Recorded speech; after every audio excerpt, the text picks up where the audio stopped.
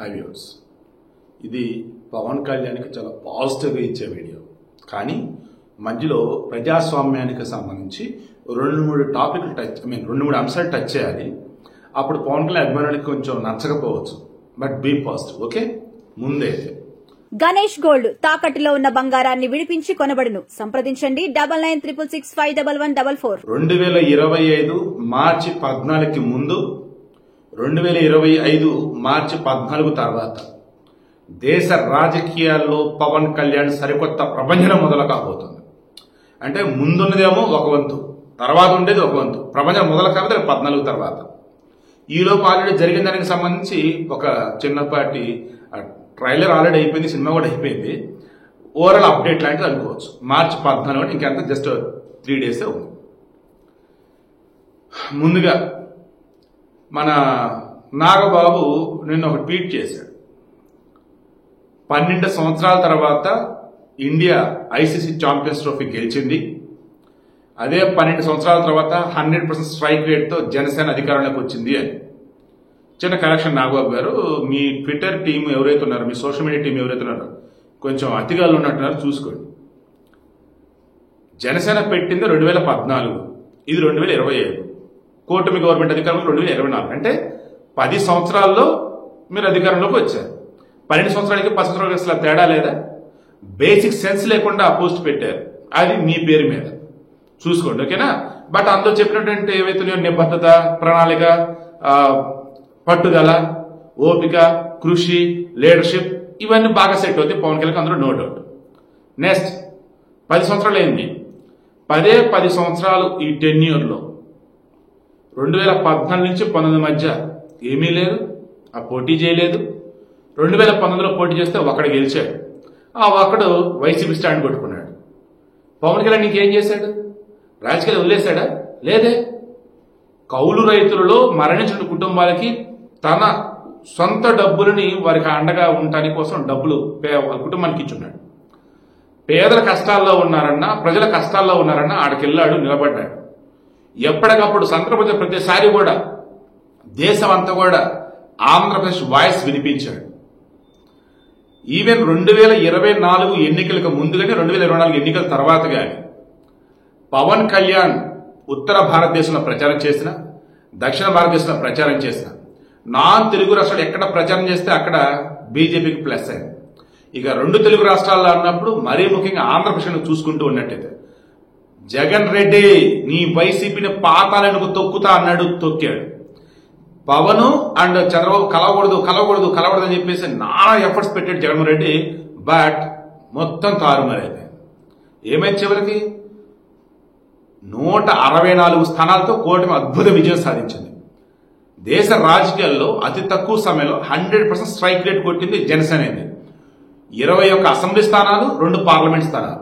మరలా ఇక్కడ కూడా మనకు త్యాగం చేసి, ఇది కూడా త్యాగం చేయకపోతే ఇంకా బెరుగ్గా స్థానాలు వచ్చాయి. సో ఆ బీజేపీ వాళ్ళు ఏం చేశారు? అటు టీడీపీని, ఇటు జనసేనని మీరు దోస్తులు, మనం దోస్తులు, మరి మేము లాపాడొద్దా, సెంటర్లో ఉండేది మేము కదా, చూసుకోండి అని చెప్పేసి నెమ్మదిగా ఎక్కువ సీట్లు తీసుకున్నారు. వాళ్ళు లాపడ్డారు. మరలా చెప్తున్నా, మీరు క్రాస్ చెక్ చేసుకోండి. మొన్న ఎంపీ స్థానాల్లో కానీ, ఎమ్మెల్యే స్థానాల్లో కానీ వైసీపీ ఎక్కడైతే విజయం సాధించిందో అక్కడ బీజేపీ వారికి సంబంధించి పోటీ చేసినటువంటి చోటే బాగా డ్యామేజ్ అయింది. రాజంపేట ఎంపీగా టీడీపీ కనుక పోటీ చేస్తున్నట్టయితే ఈజీగా మిదిరెడ్డి ఓడిపోయేవాడు. బట్ కిరణ్ కుమార్ రెడ్డి బీజేపీ తరఫున పోటీ చేశాడు, గుర్తు మారిపోయింది. టీడీపీ వాళ్ళు వేయలేకపోయారు. పాపం ఎక్కువ మంది అక్కడ పేదవాళ్ళు ఉంటారు. ఇలా అండ్ ఇంకో చోట కూడా ఇలా కొన్ని ఉన్నాయిలే. కానీ ఇప్పుడు విషయం ఏంటంటే, బీజేపీకి ఈరోజు కనిపిస్తున్నది పవన్ కళ్యాణ్ తెలుగు రాజకీయాల్లో వెలుగుతున్నటువంటి ఒక సూర్యుడిలా. మరో 30-40 సంవత్సరాలకి అసలు ఏ మాత్రం డోకా ఉండదురా ఈ మనిషిని పట్టుకుంటే అన్నట్టు కనిపిస్తుంది పవన్ కళ్యాణ్ మాత్రమే.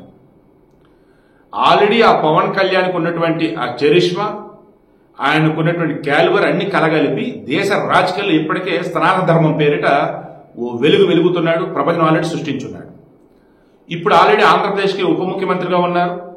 అయినా సరే సెక్యులర్ అంటూ వాగే ఈ కొంతమంది పనికిమాలిన బ్యాచ్లో సెక్యులర్ ఏంట్రా బాబు, ముస్లిం క్రిస్టియన్ హిందువే, సెక్యులర్ ఏంటి కొత్తగా అని అంటూనే నేను భారతీయుడిని, నేను హిందువుని, నేను సనాతన కాపాడుకుంటా అని చెప్పి చాలా క్లారిటీగా ఉన్నాడు. కంటెంట్ తో ఏకంగా హిందువులందరూ ఆలోచింపు చేసేలా చేశాడు. రేపు మార్చి 14న ఎంతమంది జనసేనలో చేరుతారు ఊహకందటం.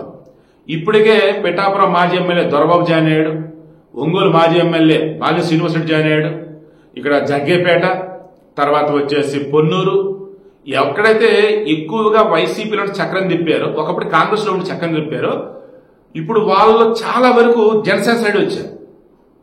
ఇలా జనసేన వచ్చేసి ఫుల్ స్ట్రెంత్ అయిపోయారు. వైసీపీ తరఫున కనీసం క్యాండిడేట్లు కూడా ఉంటారో లేదో డౌటే. 2029 ఎన్నికలకి అసలు ఆ పార్టీ ఉండేది లేదో డౌటే. ఎందుకు ఆ పార్టీ ఫౌండర్ ఎవరైతే శివకుమారు ఆ పార్టీని ఆదరబాబు నేను తీసుకుంటాను బాబు అంటున్నాడు. ఈలోపు ఎన్నికల సంఘానికి సంబంధించి కనుక ప్రజెంటేషన్ ఇవ్వగలిగితే పార్టీ కూడా జగన్ చేతి వచ్చి పోవచ్చుగా.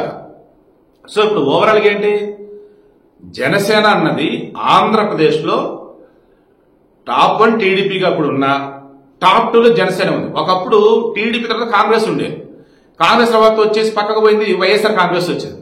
ఇప్పుడు వైఎస్ఆర్ కాంగ్రెస్ కాదని చెప్పి సెకండ్ ప్లేస్ జనసేన వస్తుంది. అంటే ఇన్నాళ్ళు టీడీపీ కాంగ్రెస్ మిగతా పార్టీలు ఉన్నా సరే జస్ట్ పొత్తులో భాగంగా ఉండే పార్టీలు. ఇప్పుడు థర్డ్ పవర్ సెంటర్ అన్నట్టు వచ్చేసింది జనసేన. అది పవన్ కళ్యాణ్ వల్లే సాధ్యమైంది.